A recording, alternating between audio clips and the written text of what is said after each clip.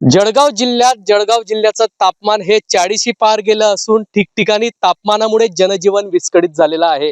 रामदेववाडी परिसरात या ठिकाणी शेतकऱ्याने मक्याची लागवड केली होती, मात्र वाढत्या तापमानामुळे 5 हेक्टरवरील मका हा जळून खाक झाल्याची घटना या ठिकाणी घडलेली आहे। आधीच शेतकरी राजा अवकाळी पावसामुळे हवालदिल असताना त्यामध्ये शेतकऱ्यांच्या अडचणीमध्ये पुन्हा एकदा वाढ झालेली आहे। आपण बघू शकतात की हा रामदेववाडीचा परिसर आहे। रामदेववाडीच्या परिसरामध्ये या ठिकाणी शेतकऱ्याने मक्याची लागवड केली होती। हा मका संपूर्ण जळून या ठिकाणी खाक झालेला आहे। या ठिकाणी शेतकऱ्यांच्या हातातोंडाशी आलेले घास कुठेतरी हिरावून गेला आहे। संपूर्ण मका हा तापमानामुळे जळून या ठिकाणी खाक झालेला आहे। शेतकऱ्याला या मक्याच्या माध्यमातून मोठं उत्पन्न मिळणार होतं, कुठेतरी शेतकऱ्याला चांगले दिवस येणार होते, मात्र हा संपूर्ण मका हा जळून खाक झालेला आहे। जवळपास 5 ते 6 एकर मध्ये 7 ते 8 लाखाचं नुकसान या शेतकऱ्याचं झालेलं आहे। याच संदर्भातली बातचीत करण्यासाठी आमच्या सोबत शेतकरी आहेत, आम्ही त्यांच्याकडून जाणून घेणार आहोत। दादा, काय सांगणार? या ठिकाणी आपलं मोठं नुकसान झालेलं आहे। सुरुवातीला आपलं नाव सांगा, नेमकी काय घटना घडली आहे? माझं नाव आहे राजेंद्र उत्तमराव पाटील, शिवार रामदेववाडी।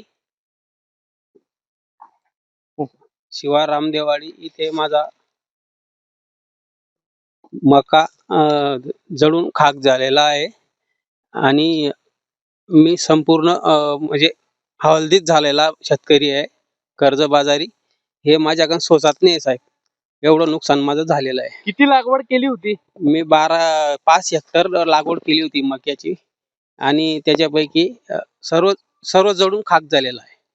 किती खर्च या ठिकाणी लागला होता? माझा 2-2.5 लाख पर्यंत खर्च झालेला आहे साहेब। मटेरियल, बियाणं, वीजवाई, मजूर आणि मी हे कंस खोडून खाली टाकलेले होते, याचा सुद्धा खर्च धरून सगळे 7-8 लाख रुपयाला माझा खर्च झालेला आहे। कशी घडली नेमकी घटना?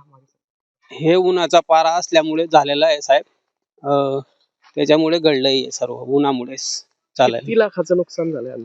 हे 7-8 लाख पर्यंत नुकसान झालेलं आहे साहेब माझं। आता काय मागणी आपली?